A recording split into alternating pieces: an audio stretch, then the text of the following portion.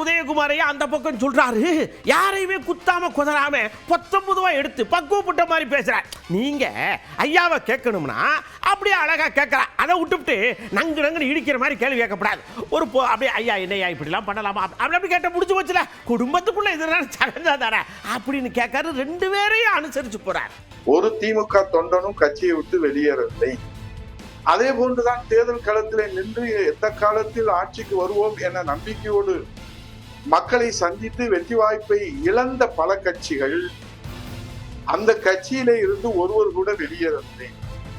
ஆனால் திட்டமிட்டு அதிமுகவை சிதைக்க நினைக்கிற விஜய் தம்பியின் ஒட்டுமொத்த அரசியல் அநாகரிகத்தின் அரங்கேற்றத்தை போர்க்கால நடவடிக்கையாக தடுத்து நிறுத்திட நாம் அனைவரும் ஒற்றுமையாக சிந்தித்து செயல்பட வேண்டிய இந்த நேரத்தில், வழிதவறி செல்கின்ற தொண்டர்களை சரியாக வழிநடத்த வேண்டிய இந்த நேரத்தில், கழக பொதுச் செயலாளர் புரட்சி தமிழர் எடப்பாடியார் அவர்களுக்கு வலிமை சேர்க்க வேண்டிய இந்த நேரத்தில், கழகத்தின் மூத்த தலைவரான தாங்களே வழிதவறி கண்ணியமின்றி தங்களுடைய கருத்தை பொது வெளியிலே விவாதிக்கலாமா?